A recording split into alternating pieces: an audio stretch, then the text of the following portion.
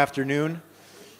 This is session number 3, the State Solution Forum, our final session of this period here in the conference.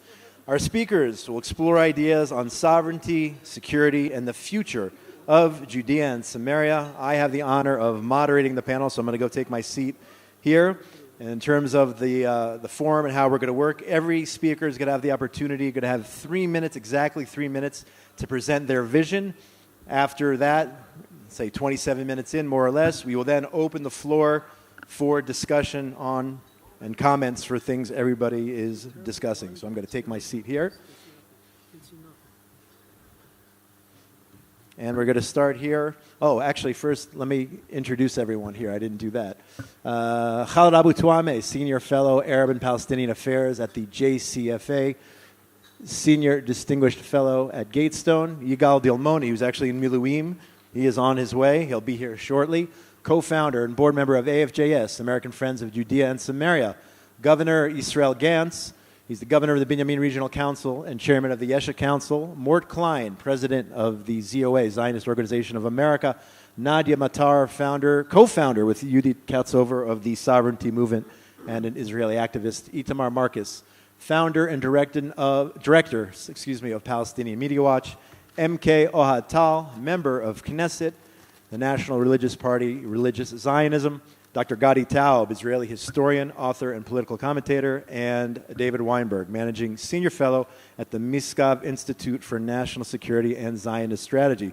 So we're going to start. We have an MK from the Knesset here. So we are going to start with MK Tal. And you have 3 minutes. Bavakasha. Whatever you want in relation to sovereignty. Make sure everyone press the button to talk, the button on your microphone panel there. Thank you. Here? Works? Can you hear me? Great. So first of all, it's a pleasure and honor to be here with you today, especially talking in front of three people I admire. First of all, Gadi Taub, he was my teacher in Hebrew University. Did a great, fantastic work, and it's a pleasure speaking with you here. And of course, Nadia and Yudit Katzover, Nadia Matar and Yudit Katzover, who are those who to lead the way in promoting the idea of sovereignty. Even when everybody told them that they are crazy lunatics, they were still fighting for the truth, and we owe them everything. So thank you very much for doing that.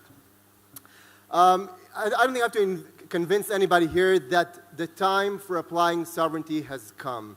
Not just because we are crazy messianic, but because that's the only relevant solution for today's reality. You know, many times people tend to say that the reason that we are suffering from terror is because the lack of hope among the Palestinians. And I think it's exactly the opposite. It's not the lack of hope. It's because they have too much hope to kill us all and to drive us away from here.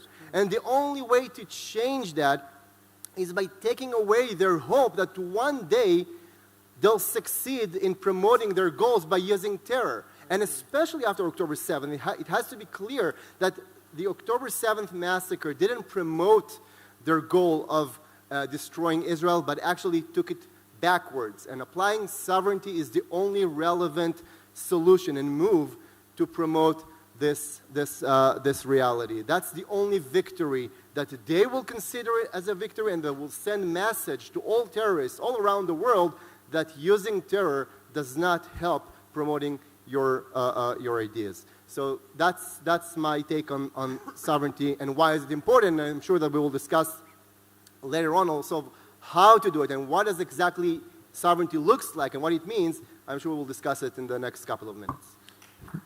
Thank you so much, MK Ohad Tal. Let's turn it over to Governor Israel Gantz, head of the Binyamin Regional Council and chairman of the Yesha Council of Jewish Communities in Judea and Samaria. Please. Thank you, Josh. And we have to thank for, I pushed. Okay. It's working. Yeah. I think for the unique conference of JNS, it's very, very important. And thank you for all my friends here on the panel that deal with a so important issue. Before I say what I think we have to do, the main question is, was a problem. So in Gaza Strip, they didn't have any state. It was not a state. But in fact, they had their own government. Hamas control the people. Hamas controls governmental institutions. And we saw what happened in October 7th, a year and a half ago. Even though that they didn't have a state, in fact, it was a state. And today, I think, I'm not talking only on behalf of the people, 500,000 Jews in Judea and Samaria. Today, we are talking about the whole resident of the state of Israel. Because what happened in South Gaza Strip can be every second in all over the state of Israel. So when we're talking about Judea and Samaria today, it's not only about historical justice, but it's about the future of the state of Israel, and I want to explain. Let's be truth and put the truth on the table. The Palestinian authorities, they have 40,000 soldiers, not policemen, soldiers. I say soldiers because they have rifles, they train themselves in Afghanistan, they train themselves how to evacuate whole neighborhoods. And today, we do nothing there. And when I took the mayor and governors from Judea and Samaria to the municipalities, what people call Kavatef, over the Green Line, nearby Kfar Saba and Herzliya, they were afraid from Tulkarem. They saw that exactly what happened in south can be in all over the state of Israel. Modi'in can be Be'eri, and Kfar Saba can be Sderot or Ofakim if we will do nothing. So today, applying the Israeli law over this area, it's not only about justice and it's historical justice, because we came after a long exile to our own land and we have to be there. But if we will not act and we will not apply the Israeli law, we can face the same attack from Judea and Samaria to all over the state of Israel. So for me, it's an emergency need to apply the Israeli law over Judea and Samaria, and to take responsibility about what's going in Judea and Samaria. And of course, we have to deepen our roots in Judea and Samaria, to expand our towns, and bring much stronger state, the state of Israel. Thank you very much. I'll turn right here. You can clap. Yes, absolutely. Let's turn it over to Mort Klein here, president of the ZOA. Thank you. First of all, we have to understand this is not annexation. It's embracing sovereignty. This is not in violation of international law. An international legal principle called uti possidetis juris says that new states that are established has the same boundaries as the prior administrative entity. In this case, it was the British mandate, so Judea and Samaria, Gaza is all legally on an international part of Israel. Many treaties, San Remo, Balfour, League of Nations, and so on, have said this. In fact, these treaties say, quote, no Palestinian territory shall be ceded to a foreign power. It says it explicitly, we can't give this over to a foreign power under international law. And of course, those of us who believe in the Bible, I hope it's most of us, God gave this land to us. All of our prophets lived there. The Maccabees were in Judea and Samaria. And we need these lands for defensible borders for security. Otherwise, Israel will be 9 miles wide. 1,000 Israeli military officials and American officials have said Israel has to keep Judea and Samaria for security reasons alone. Minister Katz this week said the best security for Israel would be to build more Jewish communities in Judea and Samaria. This is especially true when Turkey is now threatening Israel. Egypt is rearming, having deals with China. Syria is falling apart, which endangers Israel. And of course, Iran as well. After October 7th, because of that especially, it's clear we cannot give control of Judea and Samaria to the Palestinian Arabs. We'll have more October 7th there. A Palestinian state is dead, so there's no need to save these Jewish lands for a Palestinian state. We've offered a state to the Arabs 8 times in the last 80 years, 4 times in the last 20 years. They've turned it down every time. This is a religious war. It's not about a state. It's not about land. Now, with a friendly Trump administration, this is the time to administer sovereignty over these lands. If we don't take sovereign control, then the Arabs will. We must do this now. And finally, I must say something that many of you are not aware of. The 5 major Jewish organizations have come out after 10/7 in favor of a Palestinian state. AIPAC on their website, American Jewish Committee, ADL, Washington Institute for Near East Policy, Dennis Ross has said we need a state with Abbas as the head of it. After 10/7, and there's the only, and I'll end with this, none of the Jewish major groups have come out opposing a state publicly. except for ZOA. Not one. We American Jews must be urging these states, these organizations, come out opposing a state as Gideon Sa'ar has pleaded with us. None of them had done so. We have to do this. Thank you very much. Let's turn it over to Dr. Ohad Tal, please. Thank you. I want to give an example more than anything else because my feeling is that the important thing is what we do, not what we say. And we could use what we say in order to make it easier for us to do things that we don't want to say, nudge, nudge, say no more. So I'll give a negative example. When Trump unfurled the deal of the century, my first reaction was, good, this is sovereignty in the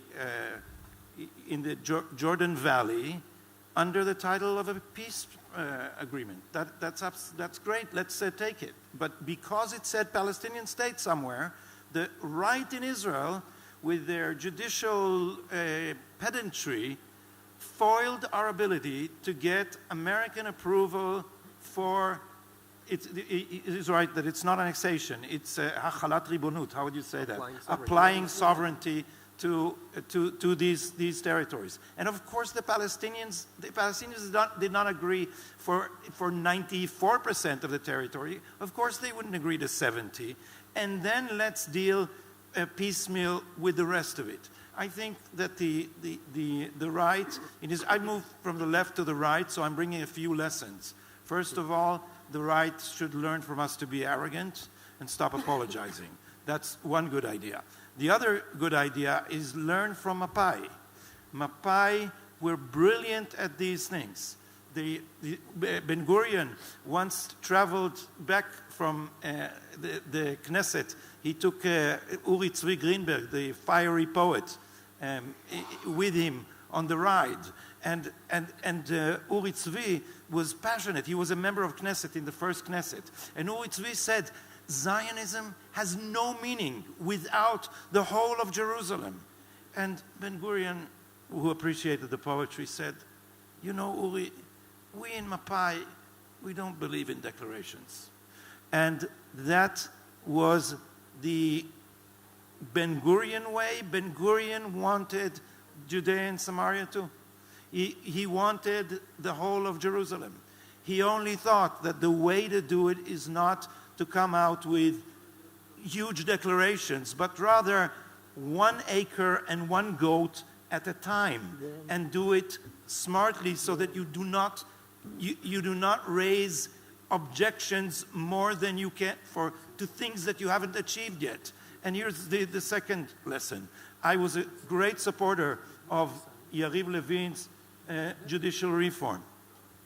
It was a grand mistake to start with a big declaration instead of moving piecemeal and doing the little parts and then creating the puzzle. So I think we should act in the same way towards the question of the future of Judea and Samaria. While we are fighting for grand declarations, what they are doing, the Palestinians, they've learned from us, they are taking 1 acre and 1 goat at a time, and our left and the Supreme Court and the left parties in Parliament are helping them. So the lesson is do more, say less. Thank you very much. Thank you. David Weinberg, please. The floor is yours. Shalom lekulam. I've been placed here on the far right end of the dais. May look to you on the left, but that's perfectly okay with me because that's where I belong. I'm actually going to echo some of the things that Professor Tal just said, but I want to tackle it from a philosophical perspective. The extremes in Israeli politics have always been very messianic. Peace now. Sovereignty now.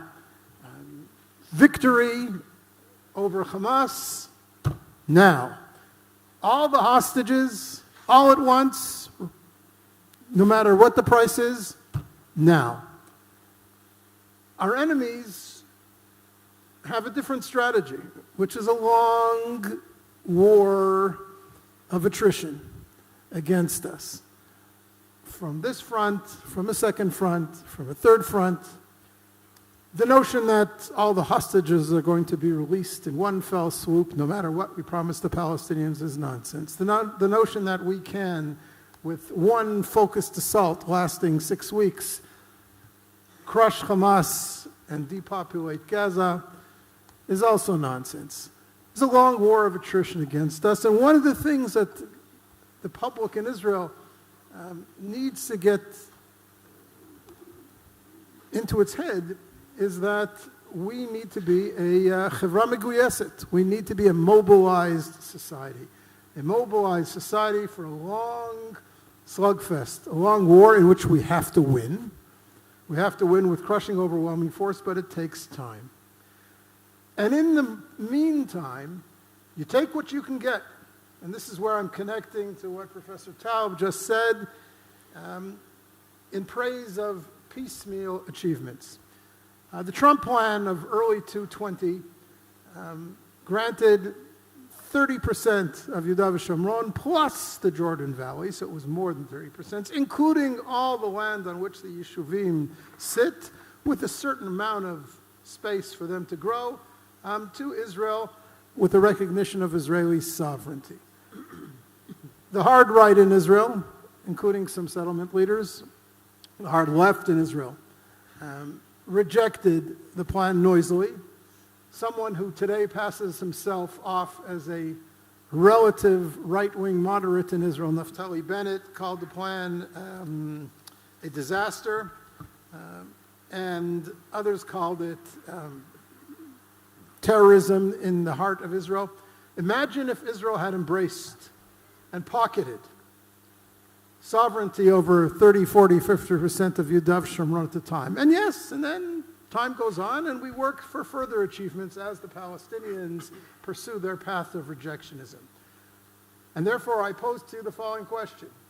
What would be if the Trump administration, the second Trump administration, put the Trump plan back on the table? Would we be smart enough to embrace it and pocket the gains? Thank you. Thank you very much. Thank you very much. Itamar Marcus, please. The floor is yours. Thank you very much. Make sure you push the button.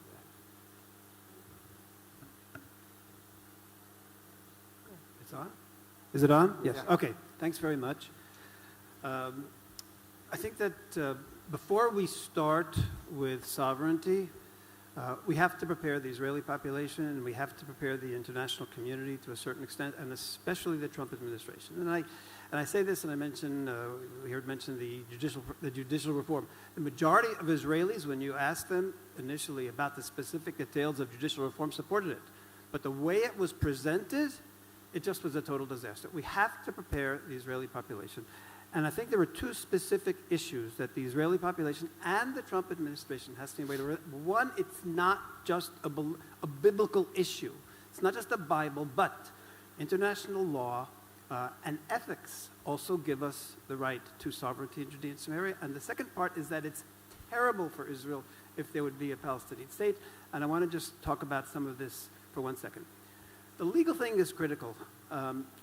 People think that the Oslo Accords were the final word. They weren't the final word, and I'll tell you why. Because in the first article of the Oslo Accords, it says that the aim of the Oslo Accords is to reach a permanent settlement, quote, based on UN Resolution 242.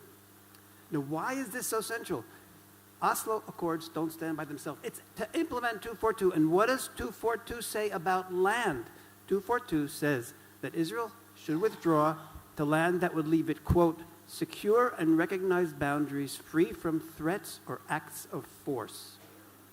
Free from threats or acts of force, meaning even before October 7th, but certainly since, everyone recognizes that Israel has withdrawn far more than we had to under international law. Far more than the United Nations demanded of us, and far more than Oslo Accords demanded of us. Now, this argument has to reach the Israeli public because we know how the left is going to fight this, and we know how the media is going to be behind them. And second, it has to go to the Trump administration because they have to argue beyond Bible as well. That's the first thing. The second thing is, the second side to this argument is to prove that the Palestinian Authority is, if they would create a state, would be an existential threat to Israel. And this is clear. Anyone who looks at what Palestinian Media Watch has been exposing about the Palestinian Authority, from their education, from their school activities, from their messages of the leadership. Just recently we did a whole report on Palestinian anti-Semitism showing how fundamental it was to Palestinian ideology. Mahmoud Abbas himself on TV said that Hitler fought the Jews because they brought ruin. It's PA ideology that the Jews are the enemies of humanity. That's why the international community created Israel, to get rid of the Jews. There cannot be peace with an entity, and they will not create a peaceful society if this is why they believe Israel exists. BMW did a recent report on Palestinian Authority security services. Dozens and dozens of examples of not just PA security involved in terror, but the Palestinian Authority bragging about their involvement in terror. How can this be a peace partner? So I'm saying is these two aspects, both the international law side and the fact that the Palestinian Authority will never be a peace partner. Just look at their ideology, look at their education. These two things have to be done in a very large manner before sovereignty, so that we can mitigate the problems we're going to have both with the Israeli population as well with the international community, and hopefully have the Trump administration completely on our side. Thank you. Thank you very much. Thank you so much. Khalid, the floor is yours. Thank you very much. You know, I'm sitting here and listening to all this talk about applying sovereignty to areas of Judea and Samaria or the West Bank. And I think to myself, I mean, while Jews are debating whether to apply sovereignty or not, I see that there is a sovereign party or authority over there. It's a Palestinian Authority that is not only acting as a sovereign power or party, but it's even trying to create irreversible facts on the ground on a daily basis. And the question is, what is Israel doing, you know, to counter that? So here we are sitting. Here we are sitting, talking about plans to apply Israeli sovereignty, while the Palestinian Authority is calling itself the State of Palestine. Mahmoud Abbas is the president of the State of Palestine. Yesterday, he even appointed a vice president of the State of Palestine. The Palestinian Authority, as our friend mentioned here, has more than 45,000 soldiers or security officers, and we haven't even talked about the militias and the gangs that I see, the armed gangs on the streets. The Palestinian Authority has more embassies around the world than Israel, by the way. The Palestinian Authority has a court system. It has a central bank. It has a government. It has municipalities. Now, that's real sovereignty, by the way. So if anyone is applying sovereignty, it's the Palestinian Authority. And they're doing it on the basis of the Oslo Accords, which brings us back to the problem of the Oslo Accords. You know, I was asked back then to express my opinion about the Oslo Accords. And back then, I remember in '94, I said, look, the idea of, you know, allowing Palestinians to have self-determination and run their own schools and hospitals is good. But the partner is bad. And some of my Israeli Jewish friends back then, they looked at me and said, you know, are you anti-peace? And I said, no, I'm anti-PLO and anti-Yasser Arafat. Because I don't trust these guys. And they did not want to listen. You know, I was working, I remember in '94, I was working in downtown Jerusalem at a local newspaper. And on my way to work, I saw a small number of Jews, excuse my expression, standing outside the old Hamashpir square, if you know where that is, on King George. And they were carrying signs that said, don't give them guns. And on these signs, you had images of a masked man with a rifle. And I really felt like going and standing there with them and joining them and saying, don't give them guns. But back then, as I said, you could not talk about this. So we cannot ignore the reality on the ground. Before we talk about applying Israeli sovereignty, you need to come up with a plan. You need to tell me, where is this sovereignty? Oslo Accords has torn the West Bank, Judea and Samaria into 3 areas, A, B, C. You never know when you enter area A, when you come out of area B and area. This is a very complicated situation. The Palestinians, by the way, and I talk a lot to the Palestinian Authority and others, they know what they want. They're very clear, they're very consistent. They say, look, our goal is to take everything. The problem is not with the Palestinians. The problem is with Israel and the Jewish public who don't know what they want, where you hear different things and conflicting messages. People say they want sovereignty, but they're not doing it, they're not doing anything to apply it. There's a lot of talk. Israeli Jews, excuse my expression, are talking, and Palestinians are working on the ground to create new facts on the ground. And this is the reality that people have to wake up to before we talk about all these nice plans. And one final point, I meet many Palestinians in different places, in Area C, Area B, and even in Area A. And some of them, in private, they ask me, Khalid, what's happening with that Israeli plan to apply Israeli sovereignty? And I ask them, why? Are you worried? They say, no, we're worried they won't implement it. Because we want to be part of Israel. It's better than living under a mafia.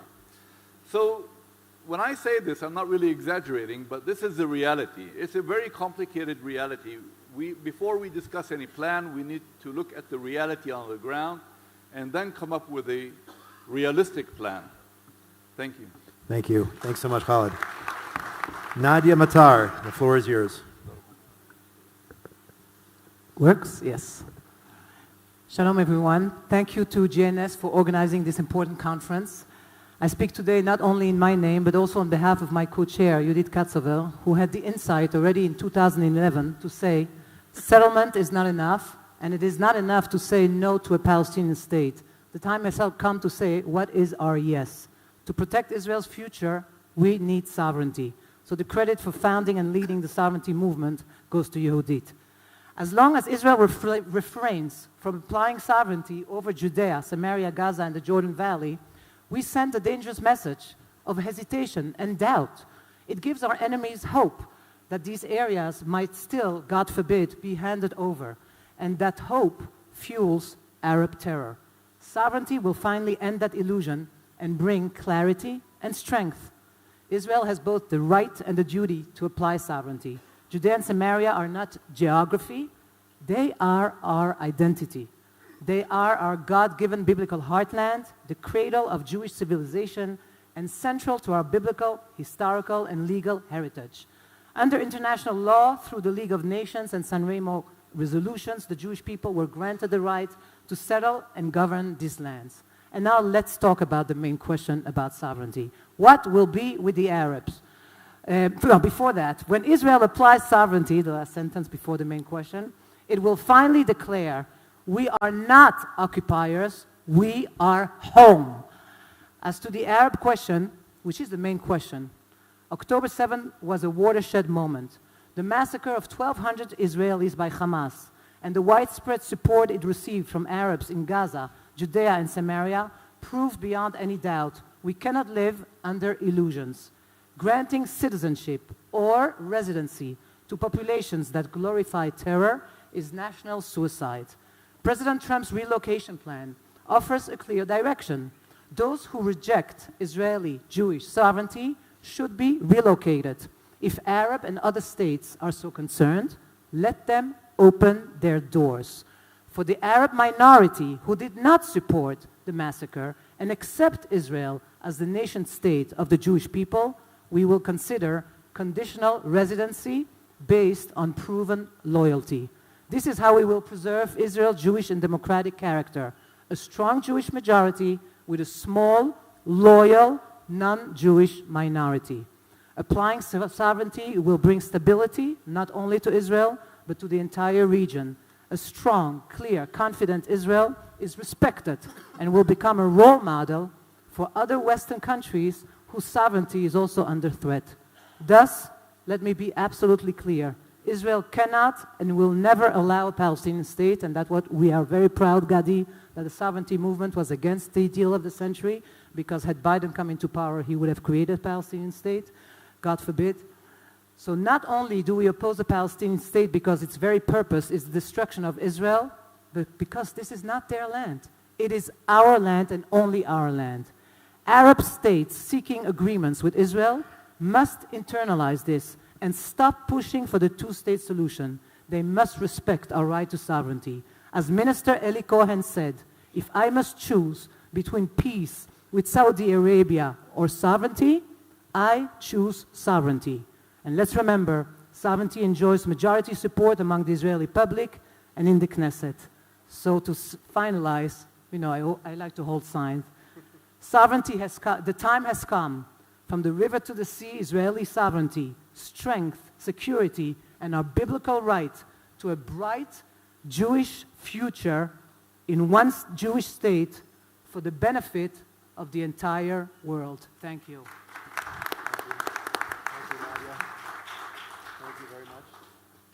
Second. Thank you so much, Nadia. And finally, we have Yigal Dilmoni.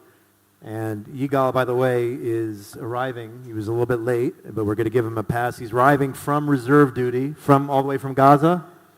I think we should give Yigal an applause. Coming straight to the conference from reserve duty. And just one other thing I think it's important to mention. Unfortunately, Israel today is burying 2 soldiers who were killed in Gaza over the weekend. So may their memories be for a blessing. I think it's important to acknowledge their sacrifice, the ultimate sacrifice. On that note, Yigal, we have 3 minutes to present your vision for Israeli sovereignty, Judea, Samaria. Thank you, Josh. You hear me? Yeah. Thank you, Josh. Shalom, everyone here. I just want to say I'm sorry that they're a little bit late, but they came from Miluim. It's the first time that they call us to Gaza. We already been there 5 months and 2 months in Lebanon, and now it's the first time. You hear it now? It's okay? Okay. I have 3 minutes, so I want to speak about 3 key points regarding the Ribonut, regarding the sovereignty. First, it's the only solution on the table. If there are some people that seeking that the two-state solution are still on the table, October 7 show and explain to the people here in Israel and all around the world that is its end of the two-state solution. Actually, the two-state solution killed himself, because we saw what happened when we give them land, when we give them territory. It became to be danger to Israel, to the Middle East, to all the world, and also for the Arabs that living in Gaza. It's very sad for them. I saw them in my eyes. It's very sad for them. So two-state solution is the worst thing that we can do for them. And you need to understand, the distance from Be'eri to Gaza is 3 kilometers. The distance from Kfar Saba to the major city, Arab city in the Shomron, Kelkilia, it's only 1 kilometer. So there are no reasonable men or people in Israel that can thought or can think and can build another terrorist state on the mountain of Judea and Samaria. So sovereignty, it's the only thing that we can do. Israel will stay forever in Judea and Samaria. The second point is that it's in our hand. We have here MKs, we have ministry here, even the Prime Minister will come here, and we speak in conference, we speak English. Probably some of us thinking that maybe in the White House will hear us and will say, yeah, put sovereignty. No, it is in our hand. Israel have to do what's good for Israel. We don't have to take permission for anyone, not from Europe and not from states. This is in our hand. And I will give you an example. In 1981, Prime Minister Menachem Begin decided to put Israeli sovereignty on the Golan Heights. It took him only one day to pass the legislation in the Knesset and in the government. Only after kind of 40 years, the President of States, in 2019, the President of America, Donald Trump, recognized that the Golan Heights are part of Israel. And just before 6 months, we realized what will happen if Israel will not stay in the Golan Heights. In the Golan Heights will sit the ISIS if Israel wasn't there. So the mountain of Judea and Samaria are no lower from the mountain of the Golan Heights. Actually, in fact, they are highest. And they are closer to Tel Aviv and to the center of Israel. So for the future of Am Israel, the future of the only one Jewish state around the world, Israel have to stay in Judea and Samaria and put our sovereignty. And the last thing that I want to speak about that, this is education. I'm sitting here next to my good friends Nadia Matar and Judith Katzover. And I remember the first sovereignty conference in Hebron in 2010. 11. 100 people came to Hebron to speak about sovereignty. At that time, it was very, very extreme to speak about sovereignty. If you speak about sovereignty, you consider as a right wing, right, wing in Israel. And it was very, very unique to speak about sovereignty. And thanks God, Baruch Hashem, after a lot of years of work, and I say thank you to Judith and Nadia that I be part of that educational project. We changed the narrative, and now it became to be something official, even all around the world speaking about sovereignty in Judea and Samaria, and it's something that can be. So what we need to do is to put our sovereignty. And this is exactly what our organization is doing, AFJS, Americans Friends of Judea and Samaria. We're focusing in educate people about Yehuda and Shomron. We bring delegations. We took them to Yehuda and Shomron. We explain them the big connect of the Jewish nation to that land. We give lecture all around the world. We work with social media. We fight against the fake news. And we do it with our board member and with our members. I see here some of my members that became to be kind of ambassador, and everyone can do it. Just get inside our website and sign up and become a member of AFJS, and you will be ambassador for Yehuda and Shomron. And the last thing, Josh, just the last things. It's amazing experience to stand on Mount Gerizim, the Mount of the Blessing, and open the Tanakh and read about Avraham Avinu that came to Shechem. And after that, read about Yaakov Avinu that came to Shechem from the diaspora and approached the land at the same spot that now Kever Yosef is the same spot. And to read it in the Tanakh and to take up your eyes and see it in your eyes. It's amazing experience. It changed your life. And I ask you, if you want to come together with me, it will change your life. And this is the first reason why Israel have to put her sovereignty on Judea and Samaria. This is the Jewish homeland. Thank you. Toda rabba, Yigal. Okay, thank you so much to everyone here. We have 25 minutes, and I see people here who are taking notes, and I hear some whisperings in terms of those who want to respond to others. We're going to open the floor now. We're going to try to do it as civilly and as organized as possible. Try to keep your comments to about 1 minute, 90 seconds maximum. Anybody, we're going to open the floor. Just from here, it's hard to see with the lights, but try to raise your hand if you have something you want to add, or if you want to rebut something that was already said. MK, go ahead. MK Tal. Yeah, I want to respond to... Let's go 60, 90 seconds. Thank you. Okay, I just want to respond to Khaled, what you've said about the fact that the Palestinians are already applying sovereignty, and we are talking about it, but we're not doing it. But that only proves that you are not lefty enough. You know why? Because if you were lefty, you would read the Haaretz. And if you would read the Haaretz, you would know that what we are doing on this term, under the leadership of Bezalel Smotrich in the defense ministry, is to learn from our mistakes and to I don't want to say learn from the Palestinians, but to apply sovereignty, in fact, in the ground is what we are trying to do. So that's just to answer your comment. Thank you. Show of hands. Anybody else? Itamar Marcus, please. Okay, I want to talk about 60, 90 seconds. Go ahead. Two quick comments. One about the Trump plan. The Trump plan, aside from the areas that it didn't give Israel, made such a fundamental mistake that would have been a disaster forever. The Trump plan, in addition to the areas that it didn't give Israel and Judea and Samaria, it gave the Palestinians an equivalent amount of territory in the Negev. Now, it doesn't matter if it was quality territory or not.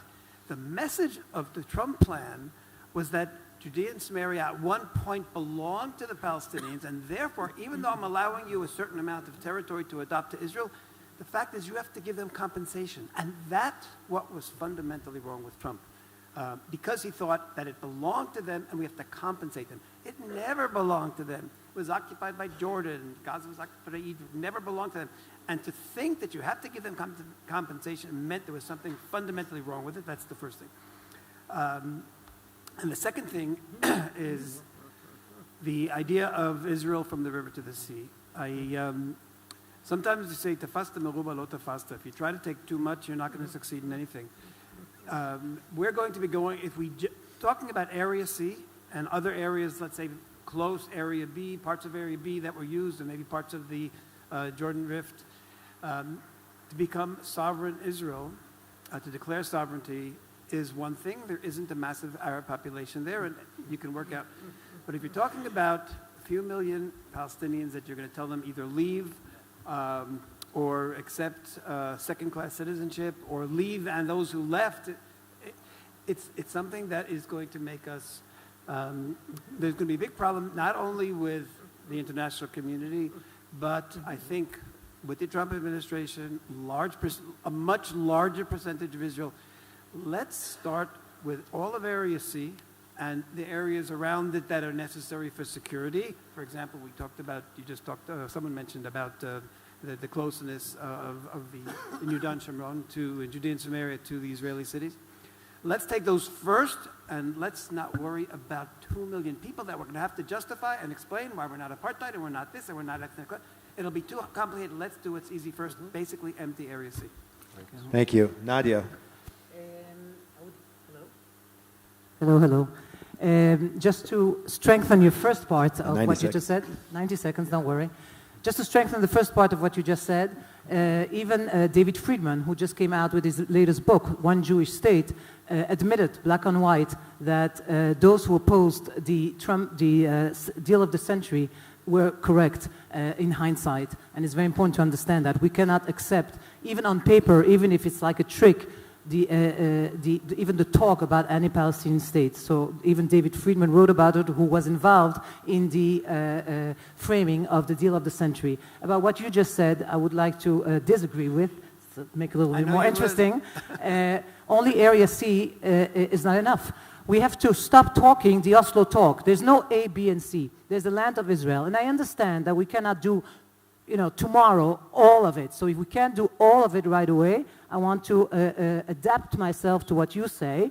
But let's take at least the most, everything except the Arab urban area, let's say. So what does that mean? Also all of C. And also don't talk about settlement blocks. That's very, very dangerous talk. People talk about, let's do first the settlement blocks. No, that means that you abandon Elon Moreh. That means that you abandon so on. Let's do about everything except the Arab urban area. That means that you take most of the area, also all the state lands. There's empty state lands in area A and B. All of the archaeological sites, all of the historical sites, all of the roads, everything. And if you want, and accept the Arab urban areas, not to deal with the Arab problem, as long as we understand that that's step one. Step two will be sovereignty over everything, which, let's remember, Israel from the river to the sea is only 22% of our biblical Israel. Thank you. Mort, please. Can we respond from the other side? Absolutely. We'll do Mort, and then we'll go that way.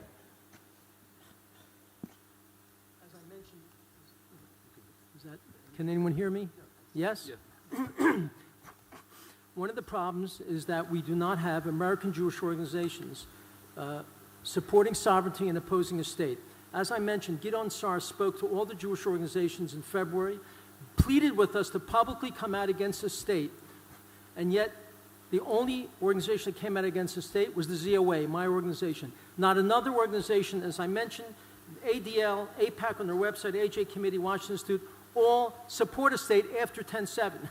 And something you may not know, whenever APAC works on legislation, we work on it too, they always incorporate in the legislation, generally pro-Israel legislation, but we support a two-state solution. They always incorporate it. And when we fight against it, they say, we have to have it in there or the Democrats won't vote for it. And we say, so let them not vote for it. Do not send a message that this Congress supports a state. And yet AIPAC always wants to incorporate that. Also, stop using the term two-state solution. Israel is already a state. This is a Palestinian state solution, which of course is no solution. By saying two-state solution, it sounds like each side's getting something. We're getting nothing but a terrorist state. So it's important for American Jews here and around the country to urge Jewish organizations to oppose a state. When I talk to the leaders of the Orthodox Union, why aren't you coming out against the Palestinian state publicly? They say it's too controversial. Orthodox Union. Again, only one organization has opposed it.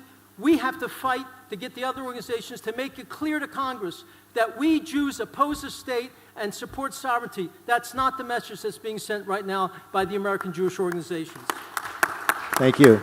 Dr. Ohad Tal, please. Press the button. Yeah. Is this working now? Yes. I can only point to the records. I don't know why you're so scared of having the words Palestinian state in a document that they are never going to sign. In the days of the Peel Commission, we agreed to a two-state solution and they didn't. In the days of ONSCOP, we agreed to a two-state solution and they did not. And in every one of these stages, we gained territory. And Benjamin Netanyahu in his Bar Ilan, Benjamin Netanyahu, the great deconstructor of Oslo, in his Bar Ilan state, said we would agree to a Palestinian state under these and these conditions that he knew would never be fulfilled. And regrettably, when we had one chance to get the Jordan Valley with international approval, we missed it because we are insisting on what's written in the document. And now we don't have it, and I don't know when the next chance to apply our sovereignty to the Jordan Valley with internal consensus and international consensus will appear. So as I said, we should talk less and do more. We should put facts on the ground, not be afraid of words, because the fear of words has cost us dearly. We missed a historic opportunity, an amazing historical opportunity because of this pedantry. We could have had the Jordan Valley. It amazes me that someone is proud of that we missed this opportunity. Ben-Gurion would have never. And Ben-Gurion was the greatest strategist in terms of getting Israel the maximum territory that we had. Remember, he got the Sinai, he retreated from the Sinai. I'm not sure he would have retreated a second time. Thank you. Governor Gans, please. So I want to answer why we are so afraid from words. Words have a power. And there are two main reasons that we will not agree for Palestinian state, even for declaration. First of all, it's we believe that it's our land and we will never declare that we will I give... didn't say agree to a Palestinian state. I said you're surely let not getting a Palestinian Let me answer. State. I promise you, I will answer.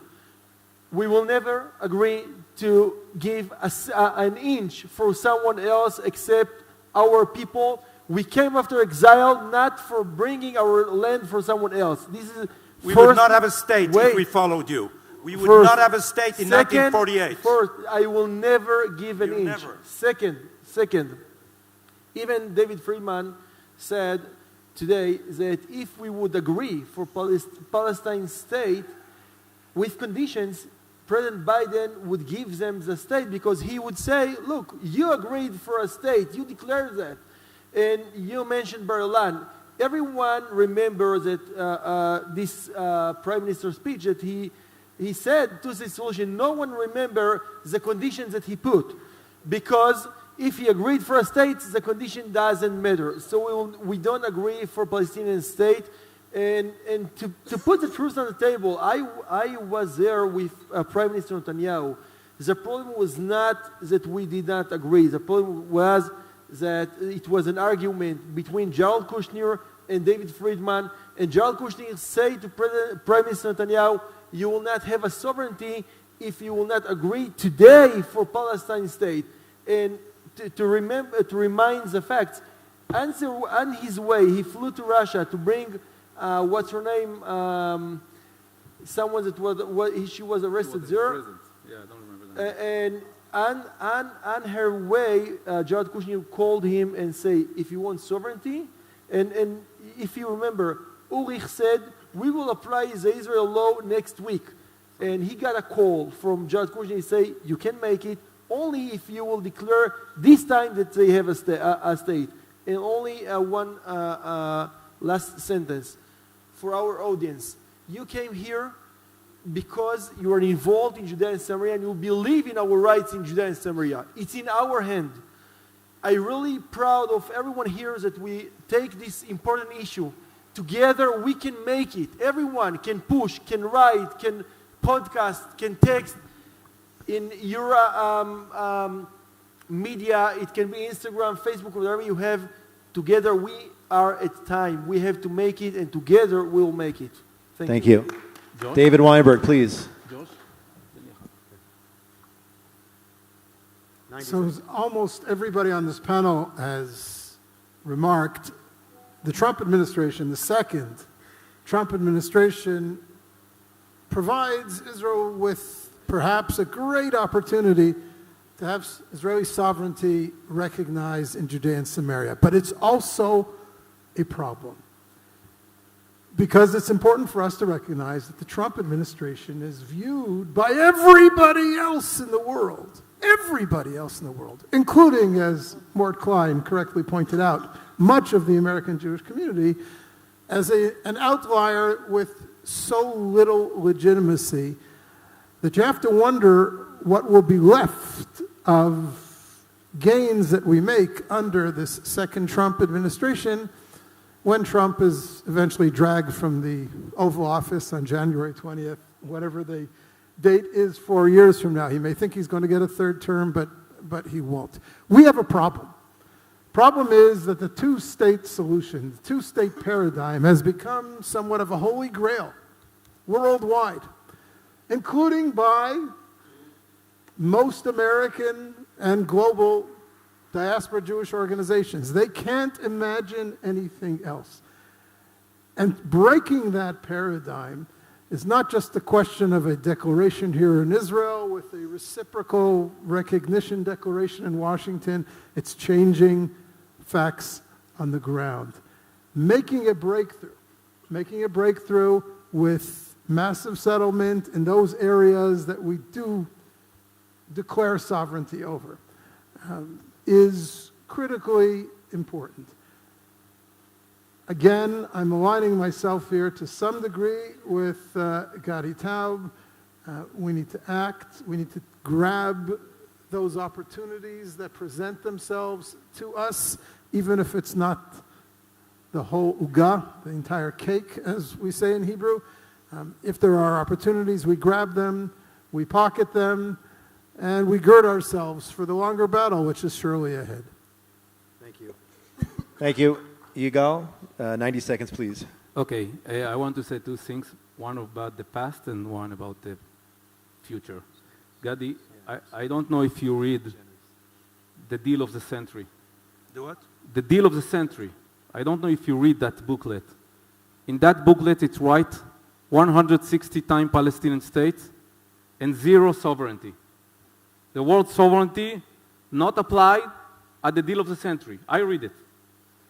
And in the Deal of the Century, 30% of the land Israel can be there, and 70% of the land became to be a Palestinian state, including area in the Negev, including areas that Israel already in the Negev, not in 67 border. So We cannot accept that kind of deal. It's a business. You take, you give. We cannot accept that we give Palestinian state even in 10%. And this is about the past. I want to say something about the future and about what's happening right now. Would you have signed the partition resolution in 47? Would you have agreed? Oh, it's not, you can't compare it because now we already have a state, and we are here, and we develop the land. And something about the future. We have to make sovereignty. We have to do it. I ask my government, I ask my member of Knesset, do it. Don't wait. Do it. But in the meantime, we have to keep the land. And we have in Judea and Samaria agriculture farm that keep the land with young couples, with young families, that taking the land of the Jewish nation and keep it for the future generation, for you, for your son, for your grandson. And this is, not everything in Judea and Samaria is sad and bad. We have very good things in Judea and Samaria. We keep the land, we keep it, we develop it. We need to put our sovereignty and to develop the land.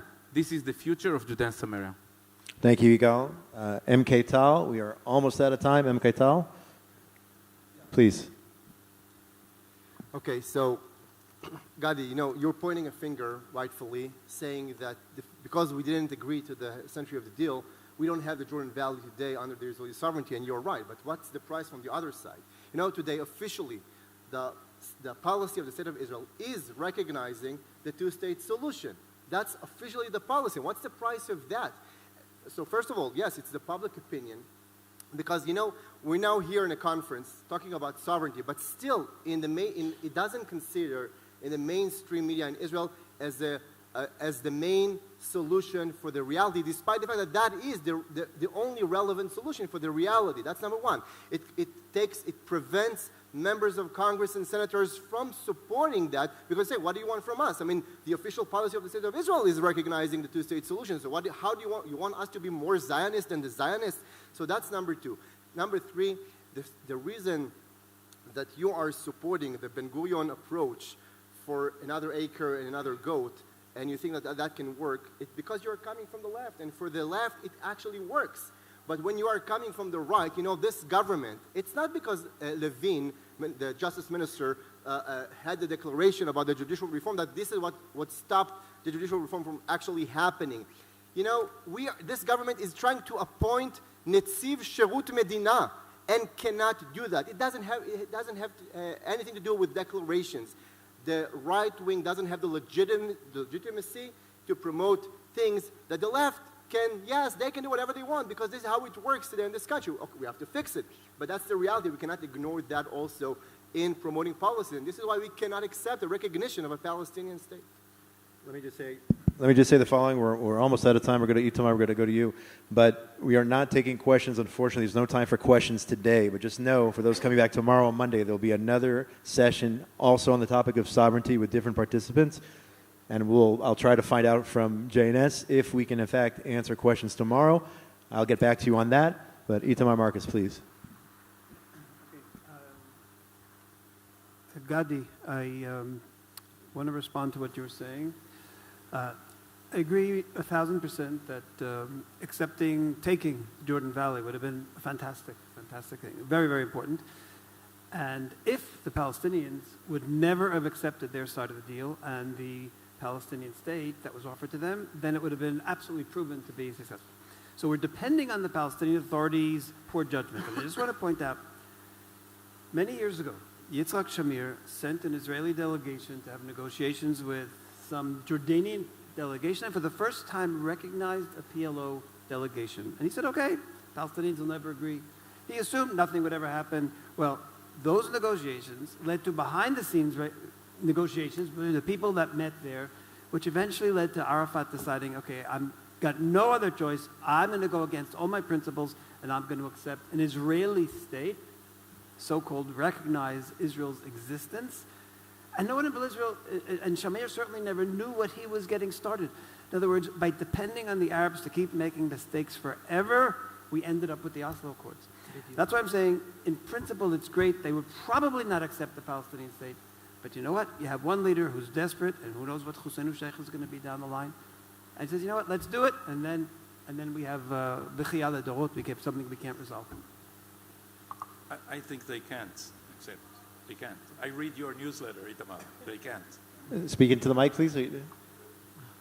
Say what you said again. I don't know if we I got that. said I read Itamar's newsletter. I recommend it to it all. Palestinian Media Watch, amazing stuff, translated from the Palestinians. Know your enemy. They are incapable of thinking outside the Hamas point of view. This is true also of the Palestinian Authority. It's this. The Hamas people have been studying, I learned from Itamar, from the Palestinian Authority textbooks. These wild, sadistic Nazis have been trained by the Palestinian Authority, not by Hamas. So there is not a chance, in my view, that they will agree to see a living Jew sovereign anywhere in the land of Israel. And you know what Benjamin Netanyahu did? Recognize a Jewish state. They never could utter this, and they lost all chances. So if we press for the right things, we can corner them. I'm afraid that I don't know what the declaration now will do. I'm afraid it will set us back from our ability of 1 dunam, 1 ez, 1 acre, 1 goat.